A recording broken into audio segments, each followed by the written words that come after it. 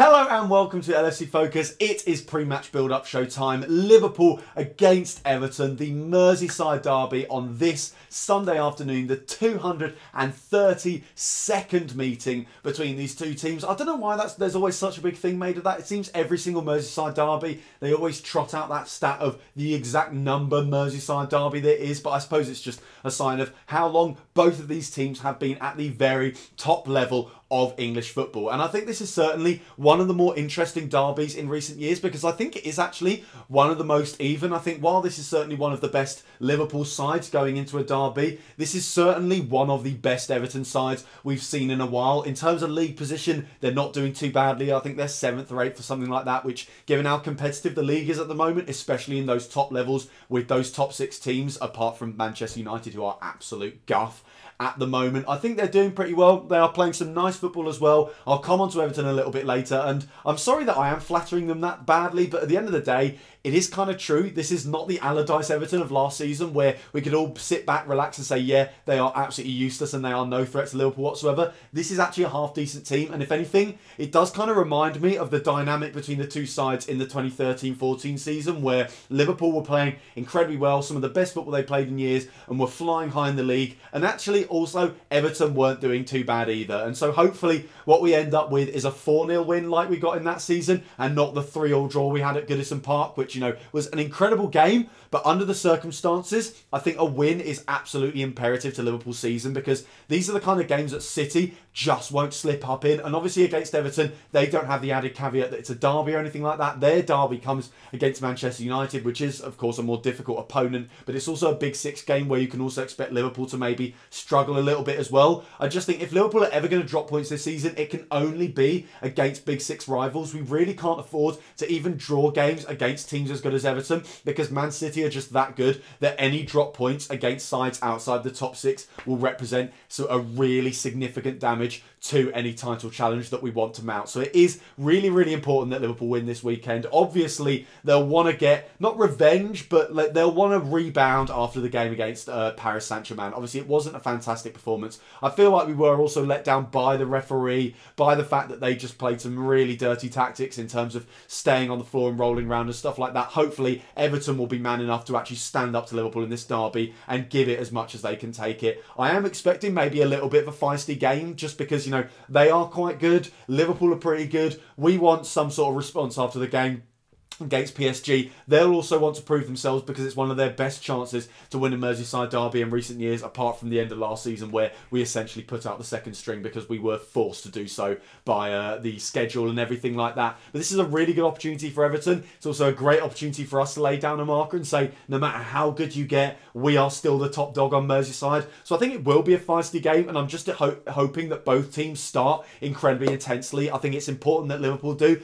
and I'm expecting Everton to start at a high tempo as well. So team news going into the game, there isn't really too much from a Liverpool perspective. We've got no fresh injury concerns at all. I think that if there's a worry about the team selection going into this game, it is that rotation is becoming increasingly likely. I think it was around this time of last year we played a Merseyside Derby at Anfield and we rotated quite heavily for that game as well. I don't think Firmino started. I don't think Coutinho started either. I think it was just Mane and Salah out of the first choice front 3, and then Dom Solanke actually played down the middle. And I think it's entirely possible that Liverpool do start to tinker with the side, not just in terms of, you know, swapping around players that are as good as each other, but maybe bringing in a player like Adam Lallana for this game, even though we know he is nowhere near as good as some of the other first team players at Liverpool. And then obviously the other big piece of team news is the fact that Jordan Henderson is unavailable because of the suspension he picked up last weekend against Watford. So as for how I think we're actually going to line up with the starting 11, I think it's going to be Alisson in goal. I say that, I think I know it's going to be Alisson in goal because why wouldn't you play him? He had a great game against PSG. I think he's going to come under a fair amount of pressure in this game just because of the way Everton play. I think they will get a fair few chances.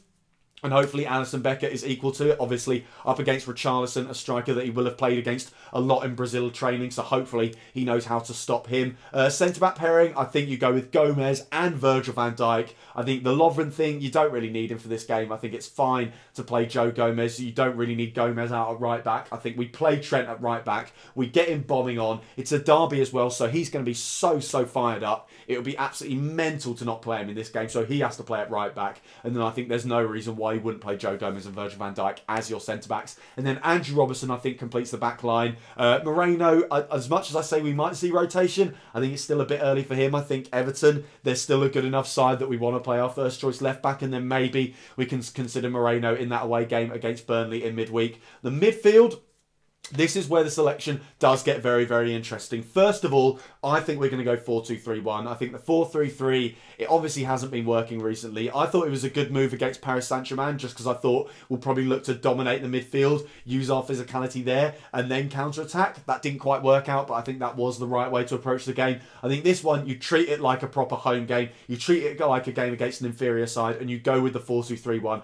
that has worked so well in those scenarios recently. The actual players that I think play in the midfield too is certainly up for debate. I think Wijnaldum and Fabinho are the ones that I've gone for. Obviously, you can't play Henderson. I don't think Milner really works in the two of a 4-2-3-1, so I don't think he'll start in this game. And then Naby Keita is the other obvious one, but I find myself really conflicted on this because the one half of me says, you know, well, essentially my head says he hasn't played in a 4-2-3-1 yet. It's far too early to be throwing him into a system that he isn't really used to, playing as a sort of more defensive midfield two with 4 players directly ahead of them. And especially in a derby, in a game that's going to be really high tempo, is it a risk to throw Naby Keita in? But then my heart also says, we've been saying that about every game. It's been months, and every single time we consider playing Naby Keita, we go, oh, well, maybe it's a bit too early to play him. But at the end of the day, Liverpool are competing for the title. Liverpool are competing for the Champions League. I'm sure when we get to the FA Cup as well, we're going to want to give that a decent shot. There aren't really any games that don't matter anymore, so we are going to have to play him sooner rather than later. And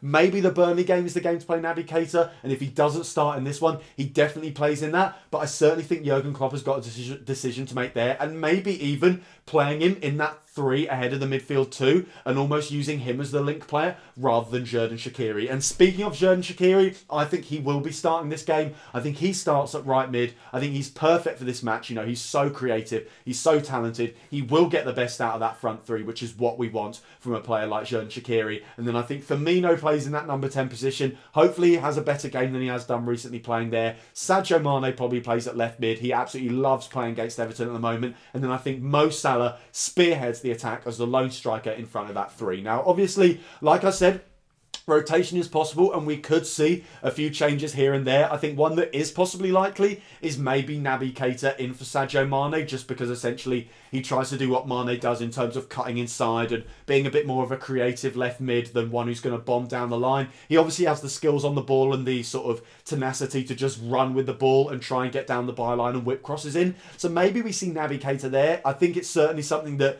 Jurgen Klopp might have to experiment with, seeing as if he doesn't trust Naby Keita in that midfield too, in this 4-2-3-1, then he's going to have to start thinking about playing him somewhere else, because for now, that is our best formation at the moment. So maybe a bit of Naby Keita, but I think we'll still see Sadio Mane playing at left mid in this game. So taking a look at Everton then, obviously the big twist going into this game that hasn't been the case for the previous Merseyside Derby, certainly the ones last season when Fat Sam was in charge of them.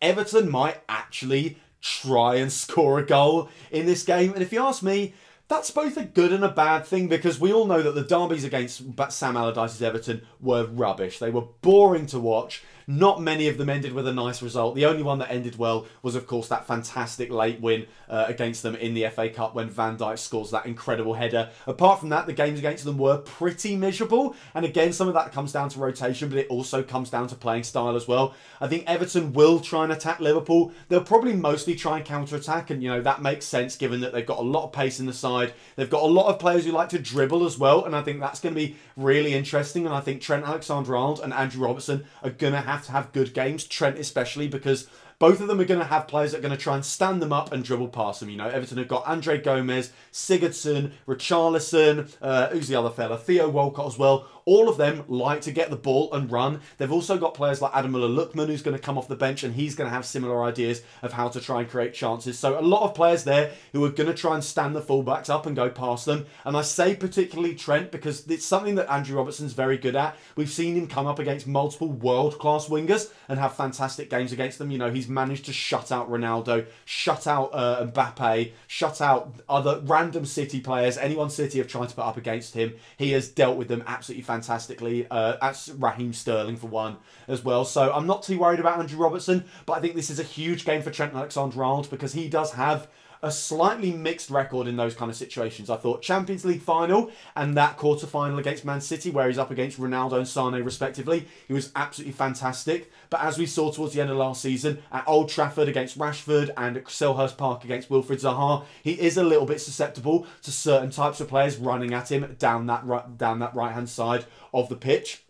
So I think it's a huge game for Trent Alexander-Arnold, but with it being the derby, as long as he doesn't lose his head completely and get a stupid sending off or something like that, I think he will actually end up having a really, really good game. So I think it's so important that our centre-backs, our full-backs are on song. Obviously, our centre-backs have to be fantastic as well. And I think the midfield have to be aware of tracking runners from deep because when Everton do counter-attack, they've got enough talented attacking players on the pitch that they will look to attack in multiple waves. And that's something that undid us against PSG, where they'd have a main wave of players who ran forward and our defence would track them. And then another wave of players would come in about sort of a couple of seconds later. And the midfield just didn't pick that up at all. And it meant that PSG got a lot of chances that way. It's how I think they got both of their goals. Certainly the second one when Neymar arrives late in the box. So Liverpool have got to be so aware of that because I think Everton are going to try and do that as well. But on the flip side, hopefully we can use that to expose their defence because I don't think their defence has been that well tested recently. Obviously, there's a recent example where they drew at Stamford Bridge, but to be honest, there were a couple of times where it did just feel like they were flying by the seat of their pants. They got a little bit lucky. Chelsea didn't necessarily show up in that game, and there were times where just the bounce of the ball fell Everton's way, where it quite easily could have fallen Chelsea's way as well. So